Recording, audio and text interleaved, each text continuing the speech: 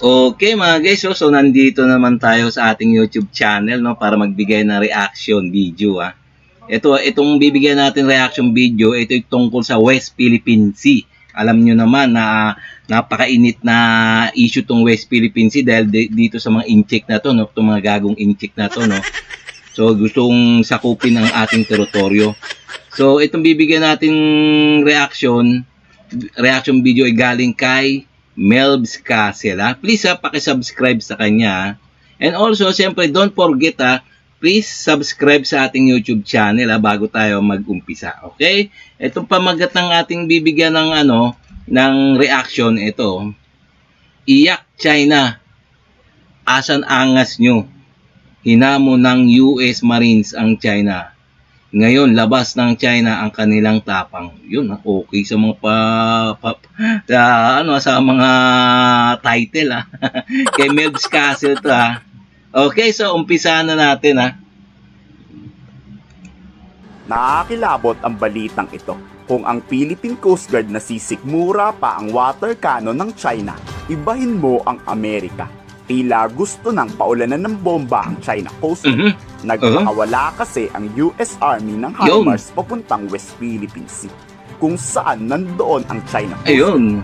Dito nakatutok sa tila animoy barko ng China. Sabay-sabay pinaulanan ng bala. Ang pinagtataka ko lang, dapat China na ang tinarget ng masampulan. Ano sa tingin niyo? Operate in all weather actually. This is coastal defense. This is maritime defense. We are simulating a threat coming from the seas to our shorelines. And so we are using our multi-domain capabilities to defend our sovereignty. Galing no? Galing na mag-English ni Manong, no? Ni Manong Marines. Ito na ata yung sinasabi ng Amerika noon pa lang. Pag may namatay lang na Pilipino sa mandako sa West Philippines, hudyat to ng malaking pag-atake ng Estados Unidos. Sinusubok ng China ang responde ng Amerika, di ba? O dali, tindihan pa ng China ang pag-atake sa Pilipinas. Dapat wag water cannon kung talagang matatapang ang mga Chinese, gumamit kayo ng armed attack. Exactly why Balikat. Oo nga naman, kung matapang talaga itong mga Chino na to, kung gusto nila mandigmaan siyempre gumamit kayo ng arm attack pagbabarilin yung Philippine Coast Guard, no? Sila hanggang mahalatan takot sila hanggang pagbanta-banta lang itong mga mokong na tong inchik na to. Wiset.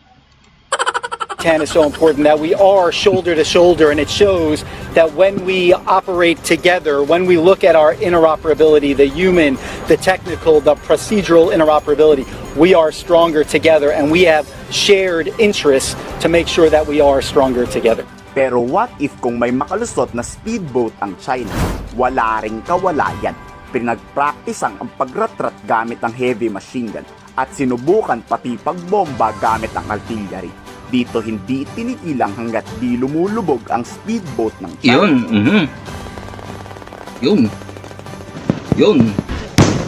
Yun, totoo talaga. Ang nakakapanindig balahibo dyan, pure Pilipino ang actual na nagpapasabog ng HIMARS. Ayan mismong Filipino Marines na sundalo ang tinuturuan ng mga Amerikano. Sila mismo nag-ooperate doon sa mga HIMARS missile, no? So magandang pangitain sa mga Chekwa, sa mga inchik. Dapat matakot na itong mga inchik na to.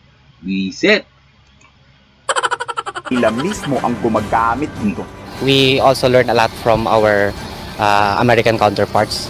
The U.S. Army, they brought a lot of new equipment and introduced new trainings to learn how to use those equipment. Learn how to operationalize those capabilities that is new to us. So with the subject matter expert exchanges, we have learned a lot from. Dito kung ikagagalit ng China na tayo ang gumagamit ng rocket system ng US, wala raw pakidyan ang Philippine Marines. Nasa loob tayo ng ating bansa, di tayo pwedeng diktahan ng China. We want to achieve. Oo nga naman, wala nang pakialaman ng mga China din nasa loob tayo ng bansa natin. Itong mga inchik na to, talaga nakakabwisit. Ba't nakikialam itong buwisit na itong mga inchik na to, Pinapakalaman nila yung ginagawa ng mga Pilipino at mga Amerikano. Masyado pakalamero, siguro mga takot siguro yan, no? Sa palagay nyo. Pwede kayo mag-comment dyan, mga guys, ha? Our training objectives here, and that's the focus, and it is based on fictional scenario, and we are firing within our territorial limits. Sinasanay rin kung paano ililikas ang ating mga kababayan. Siyempre kapakanan pa rin ng mga Pilipino ang pag-unlad ng ating Siyempre. gobyerno para kung sakaling magkagera man, alam na kung anong gagawin. Yes. Layunin ng ating mga pamahalang bayan na magiging ready sila at maintindihan nila yung mga sitwasyon na ganito. Kaya ginagawa natin yung drill evacuation ngayon. Na Yun, hindi sila yun. magpapanik dahil kasama yan sa Yes, buhay tama, ng tao. At least magiging ready sila at prepared sila sa kahit ano man, hindi man ito or anumang sakuna or calamities na darating.